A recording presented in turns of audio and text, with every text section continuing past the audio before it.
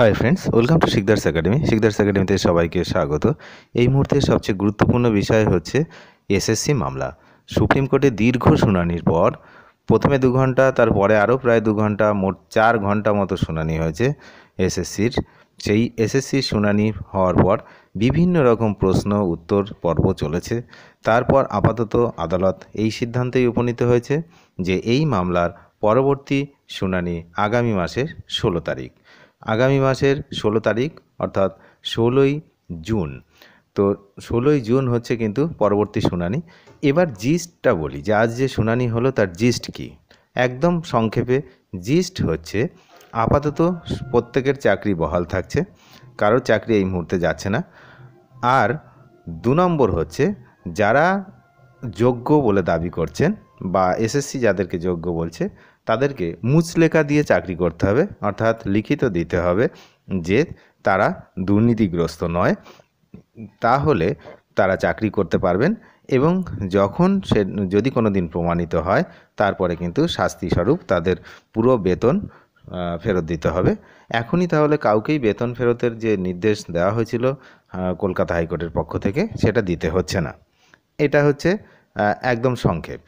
আর আরেকটা ব্যাপার সেটা হচ্ছে যে যোগ্য এবং অযোগ্য এই সব পক্ষকেই কিন্তু নোটিশ করা হবে এবং তাদের কাছ থেকে সমস্ত বক্তব্য নেওয়া হবে। এই সব করার জন্যই প্রায় এই 1 মাস মতো সময় দেওয়া হলো, 1 মাসে একটু বেশি।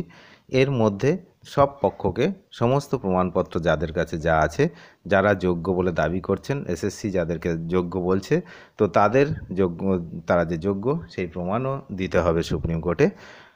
তবেই হচ্ছে তাদের চাকরি থাকবে এবং তাদেরকে মুচলেখা তো দিতেই হবে, এটা হচ্ছে বললাম। কিন্তু আর একই সঙ্গে যারা হচ্ছে সাদা কাথা বা ওএমআর সিট, যেগুলো রং ওএমআর সিট ভুলভালভাবে পূরণ করা, তো এইভাবে যারা চাকরি পেয়েছে তাদের জন্য কোনো কিছুই নেই, তাদের জন্য কেউ লড়ছে না।